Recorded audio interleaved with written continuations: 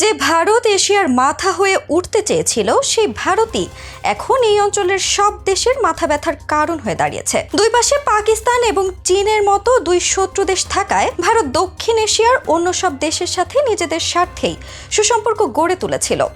অথচ সেই নেপাল, শ্রীলঙ্কা, ভুটান, মালদ্বীপের সাথেও তাদের বন্ধুত্ব নষ্ট হয়েছে। একমাত্র বন্ধু দেশ হিসেবে বাংলাদেশ পরিচিতি পেলেও আওয়ামী লীগ সরকার পতনের পর থেকে দুই দেশের সম্পর্ক এখন এতটাই খারাপ যে অনেকে ছোটখাটো যুদ্ধের আশঙ্কা করছেন। তবে ঠিক কোন ভুল পররাষ্ট্রনীতির কারণে এই অঞ্চলে ভারত একা হয়ে পড়েছে, সেই সব কিছুর বিশ্লেষণ থাকছে আজকের এক্সক্লুসিভ আয়োজনে। নরেন্দ্র মোদী যখন প্রথমবার ভারতের প্রধানমন্ত্রীর আসনে বসেছিলেন তখন দাওয়াত দিয়েছিলেন ভারতের প্রতিবেশী সব দেশের রাষ্ট্রপ্রধানদের, এমনকি পাকিস্তানের তৎকালীন প্রধানমন্ত্রী নওয়াজ শরীফও হাজির ছিলেন সেখানে। নরেন্দ্র মোদী সেদিন প্রতিশ্রুতি দিয়েছিলেন দক্ষিণ এশিয়ার সবগুলো দেশের সাথে সবচেয়ে ভালো বন্ধুত্ব গড়াটাই বিজেপির মূল লক্ষ্য। অথচ এক দশক পর এসে সম্পূর্ণ বিপরীত অবস্থানে দাঁড়িয়েছে ভারত। এর আশেপাশের সবগুলো দেশের সাথে বন্ধুত্ব নষ্ট করেছে বিজেপি সরকার। মুখে মধু অন্তরে বিষ পররাষ্ট্রনীতির কারণে ভারতের আজ এই দশা বলে মনে করছে বিশেষজ্ঞরা। যে নেপালের ৮০% মানুষ হিন্দু, সেই নেপালের সাথেও ভারতের ভালো সম্পর্ক নেই। এমনকি দুই দেশের সীমান্তেও উত্তেজনা চলছে। ধীরে ধীরে চীনের বলয়ে ঢুকে যাচ্ছে নেপাল। যে শ্রীলঙ্কাকে ভারত ব্যাপক আর্থিক সহায়তা দিত, সেই শ্রীলঙ্কাও চীনের গোয়েন্দা জাহাজ তাদের দেশে প্রবেশ করতে দিয়েছে। মালদ্বীপে ভারতপন্থী সরকারকে সরিয়ে মোহাম্মদ মইজু ক্ষমতায় আসার পর থেকে দুই দেশের তিক্ততা প্রবল হচ্ছে। মালদ্বীপ থেকে চলে যেতে হয়েছে সব ভারতীয় সেনা সদস্যদের। যে ভুটান প্রায় সব দিক দিয়েই ভারতের উপর নির্ভরশীল, সেই ভুটানও এখন চীনের সাথে সম্পর্ক গড়তে যাচ্ছে। এমনকি অস্থিতিশীল মিয়ানমার সরকারের সাথেও যে ভারতের সম্পর্ক ভালো সেটা বলার উপায় নেই। অন্যদিকে চিরশত্রু পাকিস্তান ও চীনের ক্রমাগত চাপ তো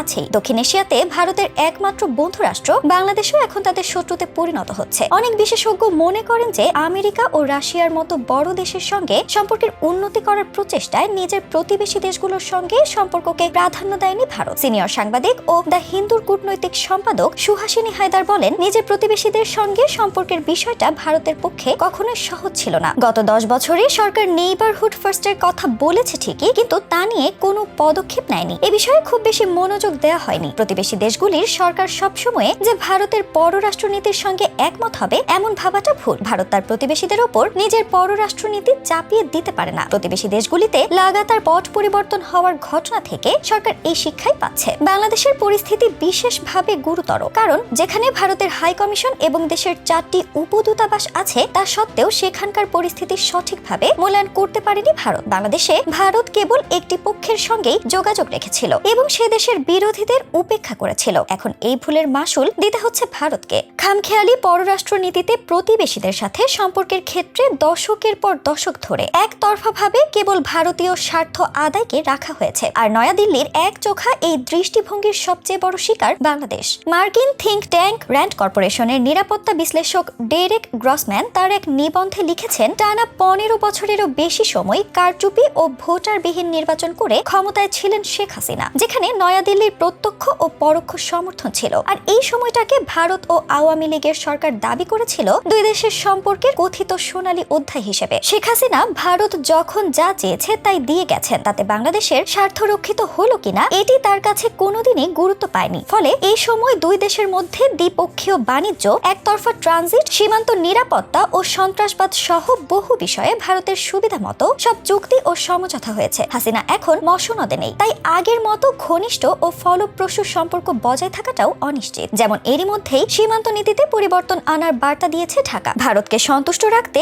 ইসলামী রাজনীতি ও ধর্মীয় পরিচয়ের ওপর খড়গহস্ত হয়েছিলেন হাসিনা। জামায়াতে ইসলামী, হেফাজতে ইসলাম সহ ছোট বড় বিভিন্ন ইসলাম ভিত্তিক রাজনৈতিক দল ও সংগঠনকে দমনের হাতিয়ার করা হয় কথিত সন্ত্রাসবাদ মোকাবিলাকে। বাংলাদেশের নতুন সরকার ইসলামী রাজনীতিকে বাধা দিচ্ছে না, এতেও ক্ষোভ বাড়ছে নরেন্দ্র মোদীর উগ্র হিন্দুত্ববাদী বিজেপি সরকারের। বাংলাদেশের ইসলামী রাজনীতি সন্ত্রাসবাদী আক্রমণের ঝুঁকি বাড়াচ্ছে বলে প্রচার করছে ভারত সরকার ও গণমাধ্যম। এর পাশাপাশি এখন শুরু হয়েছে সাম্প্রদায়িক দাঙ্গা বাঁধানোর চেষ্টা। ভারতের এই ধরনের অপপ্রচারকে কোনো বাংলাদেশি ভালোভাবে নিচ্ছে না। দীর্ঘদিনের বঞ্চনা ও অন্যায়ের কারণে এদেশে ভারত বিরোধী যে মনোভাব গড়ে উঠেছে সেটি কমাতেও তা সাহায্য করেনি। সেই সাথে এখনো শেখ হাসিনাকে অবাধে সেই দেশের রাজনীতি করার সুযোগ দিয়ে আবারও ভুল পথে হাঁটছে ভারত।